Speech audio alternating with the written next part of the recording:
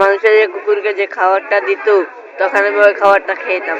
ওই খাবারটা খাওয়ার পরে এই যে সেই কুকুরের যে বিষটা, ওই বিষটা আমার শরীরে হাঁটতো। আর আমার বাড়ি হলো কুমিল্লা। আমার নাম মোহাম্মদ আব্দুল্লাহ সাইমন। আমার আপন মা মারা যাবার পর আমার বাবা একটা বিয়ে করছেন। ওই সৎ মা আমাকে ছোটবেলা থেকে ডালায় উঠে দেওয়ার পরে আমার ওই সমস্যাটা।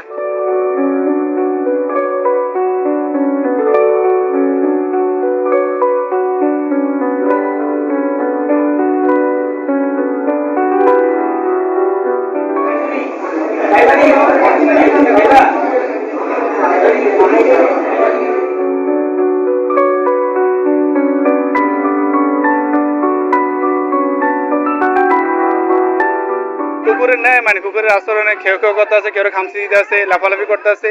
ওটা দেখে আমরা ইমার্জেন্সি ডাক্তার কাছে নিয়ে গেছি। তো ডাক্তার দেখার পর কিছু ট্রিটমেন্ট দিয়েছে। ট্রিটমেন্ট দেওয়ার পরে ইঞ্জেকশন দিয়েছে। ইঞ্জেকশন দেওয়ার পর একটু রোগীর একটু ঠান্ডা হয়েছে আর কি।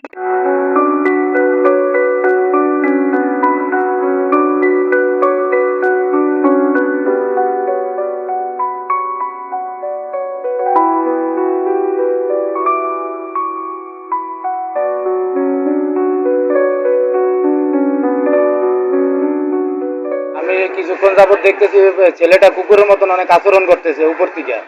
অনেক মানুষে ভিডিও করতেছে, অনেক মানুষে দেখতেছে, কেউ ওর সহযোগিতার মতো এগিয়ে আসে না, বা ওকে যে ইমার্জেন্সিতে নিয়ে যাবে ওই কেউ ইয়া নাই।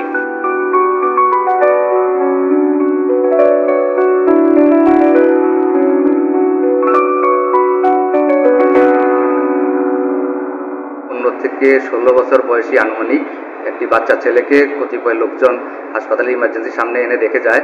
তো আমরা জানতে পেরে তৎক্ষণাৎ সেই শিশুটিকে দেখি এবং সেই শিশুটির ইনিশিয়ালি তার একটু অপ্রকৃতস্থ মনে হয়েছে এবং কিছু আবল তাবল কথাবার্তা বলতেছিল, আবল তাবল আচরণ করতেছিল।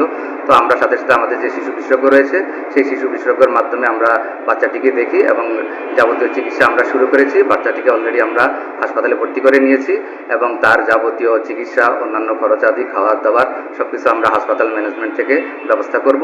এবং তার যেহেতু লিগ্যাল কোনো গার্ডিয়ান আপাতত পাচ্ছি না, সেক্ষেত্রে আমরাই যাবতীয় সিদ্ধান্ত নিব এবং আমরা তার পুরোপুরি যত্ন এবং তার চিকিৎসা এখানেই করব।